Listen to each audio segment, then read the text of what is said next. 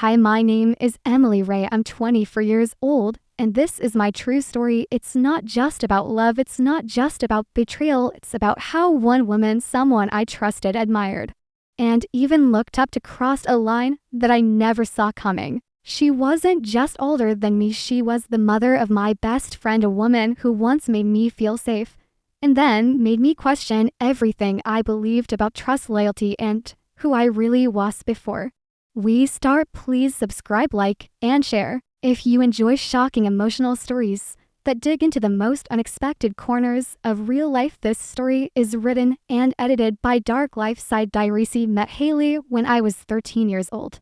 She had a skateboard, a messy ponytail, and the kind of laugh that made every hallway feel less scary. We're inseparables, lovers, secrets, heartbreaks, all of it. We went through everything side by side.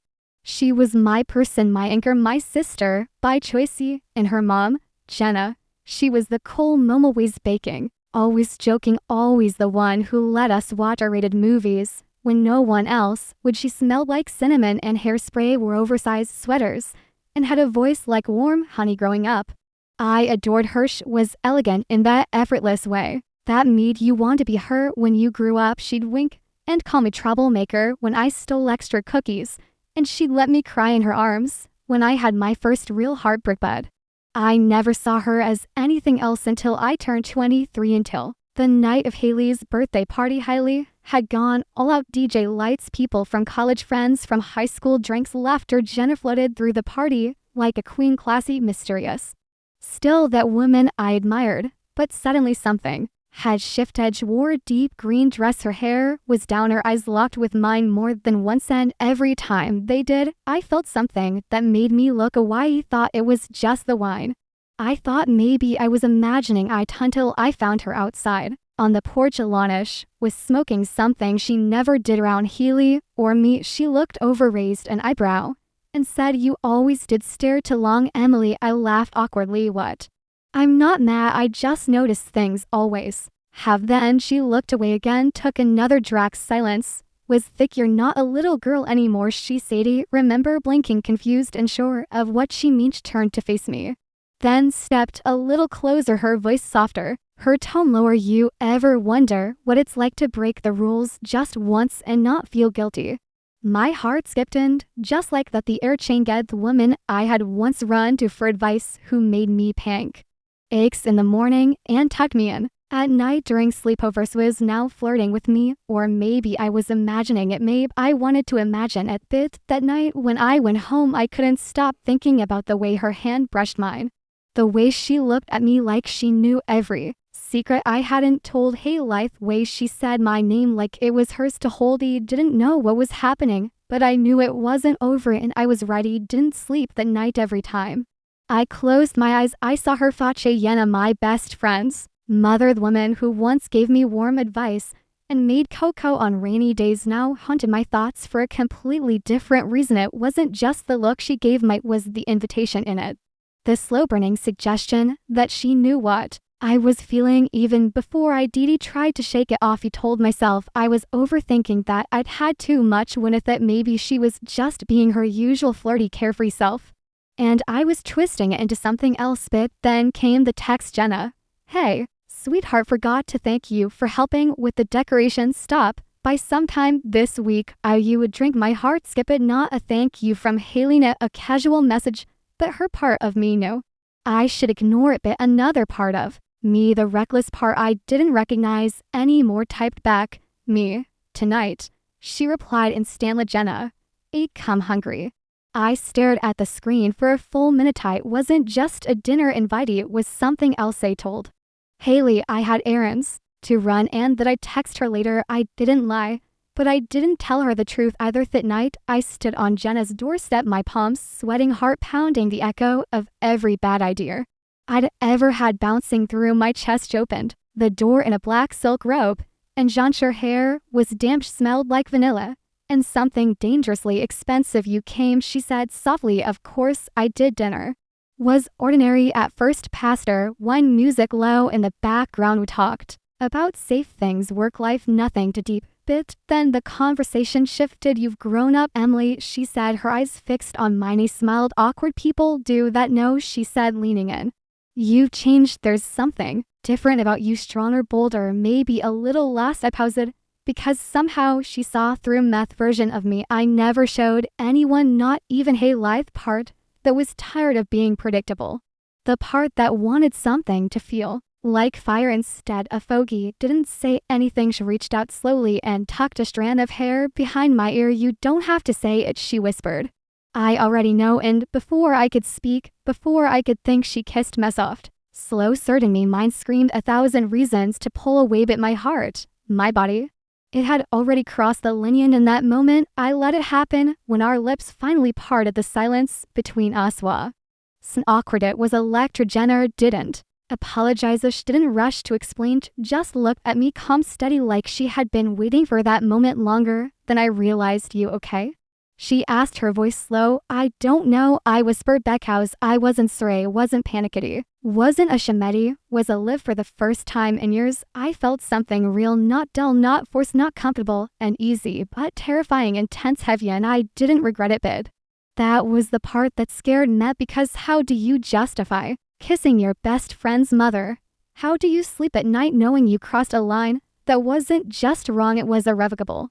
She poured us another glass of wine, and we sat on the floor like teenagers. She talked about her past, her failed marriage, her loneliness after Haley left for college, the way her house felt more like a museum than a home. You made it feel warm again, she said quietly. Didn't know what to say to that.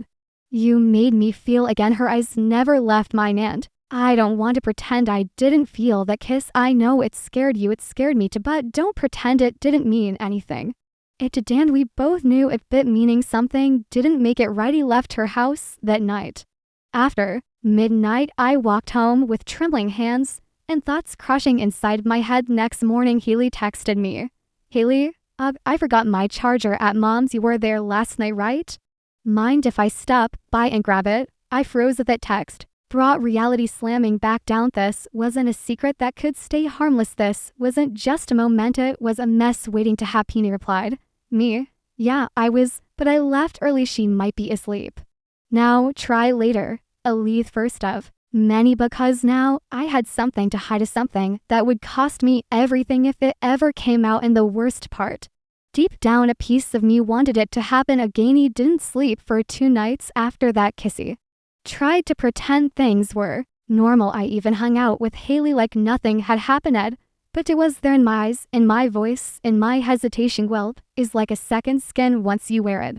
It clings to everything. Hailey had no idea. She laughed the way she always had, talking about work, dating, how annoying her coworkers were, and I smelled, and I nodded, and inside, I was cracking Beckhouse every time she said, my mom's been acting weird lately. I wanted to scream every time she asked, are you still close with her? I wanted to say to close was living to live his own, where I was the loyal best friend, and the other where I had kissed the one woman I was never supposed to touch. But then Jenner called me, and everything I'd tried to suppress came rushing back. I need to see you, she said, please, just one more time.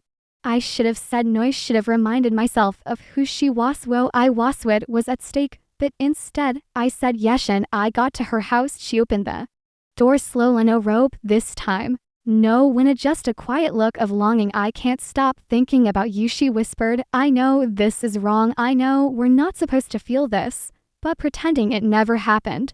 That's worse. We didn't kiss that night. We just sat in the porch swing like we used to. But this time my head was on her shoulder. Her hand held mine, and we didn't say much, because when something is already breaking, words don't hold it together. Before I left, she asked one thing. Don't hate yourself for feeling something real. And I nodded, because the truth was what I felt was real. It wasn't about age-year rebellion or taboo. It was about being seen, understood, wanted. Maybe that's what scared me the most, not that we had crossed a line, but that a part of me didn't want to go back. A week passed, and I kept telling myself it was over, that it was just a moment, just a mistake, just something I could bury. But every time Jenna texted me, every time her name popped up on my screen, my heart betrayed me. Should send simple things, thinking of you wish you were here still wearing your favorite sweater. And I'd stare at the messages. Frozen. She didn't demand anything. She didn't pressure me, yet somehow she knew I'd come back and I'd do again and again until we weren't pretending anymore. We weren't accidentally brushing hands or exchanging glances across rooms. We weren't talking in metaphors that were used to create thin rails. Hold me late at night on her couch, whispering things no one had ever said to me. Things like, "You deserve to be chosen. You're not a mistake. I never expected this, but I don't want to give it up." And in her arms, I believed Harry believed that something this wrong it still feel right that somehow the world was big enough to forgive us. But then came the day it all crackety. Was at Jenna's house. We were curled up on the back porch, laughing quietly, our legs tangled like we'd done 100 times, and suddenly the sliding door opened and there stood Haley, keys in her hand, eyes wide frozen. And of us moved, known of us, breath edge, looked at Methan, at her mother, her lips parted. But no words came out, and then she just said one thing. "What the hell is this?" My heart fell through the floor because this wasn't just a secret anymore. This was real. This was the moment we couldn't undo. Haley's face was unreadably wasn't yelling, wasn't crying, was just frozen. Like her brain couldn't process what her eyes were. Seeing her best friend in her mother's porch in her mother's arms, silence was unbearably. Open my mouth to speak, but no words came out. Jenna stood up first. She didn't try to hide. She didn't scramble for excuses. She just looked at her daughter with an expression I'll never forget, part regret, part fear, part love. "Haley," she said softly, "I can explain." "Don't," Haley snapped. "Don't say you can explain this. There's nothing to explain. I saw it." She turned to me. You were supposed to be my best friend." I felt like the ground beneath me had split open. "You knew how hard it's been for me lately. You knew I've been struggling, and you were you one I trusted most, and this is what you've been doing behind my back." "It wasn't planned," I said, my voice trembling. "It just happened. It just happened," she repeated, almost laughing through her disbelief. "Did it just happen once? Or were you sneaking around this whole time?" I couldn't answer back because the truth was we were sneaking up, and in doing so we shattered something that had been pure since childhood. Jenna stepped forward, trying to reach her. "Haley, I never meant to hurt you. This wasn't about betrayal. It wasn't even about age or rules. It was about connection, something I hadn't felt in yours, something I didn't even know I needed. So you slept with my best friend to feel young again?" she said coldly. "No, I fell for someone who happened to be your best friend, and I hate myself for it. But it's the truth." Haley's hands were shaking. "Now you both disgust me," she whispered. Then she looked at me, really looked at me, and her voice broke. "You were family. You were the one person I thought would never hurt me." She left without another word. He wanted to chase her to fall at her feet and beg her to understand, but I didn't know that, because how do you fix something when you're the one who broke it? That night Jenna held me while I cried. But even her arms didn't feel the same anymore. Not because the feelings were gone a bit, because the consequences had arrived, and they aren't leaving 3 weeks. That's how long it's been since Haley walked out and didn't look back. No texts, no calls, no cryptic social media posts, just silence. Seen in that silence, I've done more soul searching than I ever thought possible. I replayed that moment over and over again. Her face, her voice, her pain, betrayal that cut so deep it didn't just end a friendship, it fractured something inside both of you, Jenna. And I stopped seeing each other, not because the feelings disappeared, but because what we did came at a price. Neither of us were strong enough to carry it. Wasn't just about desire anymore. It was about damage. We sat down one evening, no wine, no music, just truth. And she looked at me with tears in her eyes. "I love you," she said, "but I love my daughter more." And I broke her. I nodded. "I love you too, but I can't love you and live with this guilt." That was the last night I saw her, and maybe that's how it had to end, because not every love story is meant to last. Some just exist to shake used to teach us what we're capable of and what we're willing to lose for something we never expected to feel. He wrote Haley a letter. He didn't beg for forgiveness. He didn't defend myself. I just told her the truth, that I loved her, that I never wanted to hurt her, that what happened between Jenna and me wasn't meant to destroy anyone, but but it didn't for that I will always be sorry never got a reply, but that's okay because this story isn't about being the hero, it's about being human, Miss Flatalackle. Of crossing lines we swore we never would, and learning who we are after we dodo day I walk differently, not because I'm proud, but because I'm wiser, because I now understand the weight of silence, the cost of secrets, and the way a single decision can ripple through every part of your life. I may have lost a friendie, may have lost a love, but I found something else.